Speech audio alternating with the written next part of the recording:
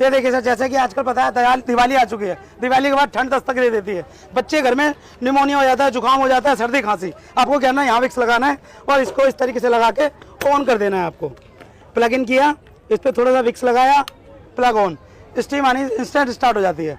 इसके अंदर खांसी, नजला, जुकाम, लेडीज फेशियल वगैरह करती हैं, उसके लिए भी इस्तेमाल कर सकते हैं। घर के अंदर हाइजीनिक रहता है। ऊपर थोड़ा विक्स लगाइए और स्टीम लिए उठा के बच्चों को स्टीम बाथ देना है। दूर से इस तरीके से स्टीम बाथ भी दे सकते हैं बच्चों को। बहुत यूजफुल आइटम है। किसी भाई को मंगाने हो दिवाली के टाइम पे 10% स्पेशल ऑफर दे रहे हैं हम। इसके ऊपर हमारा नंबर है 9205968244।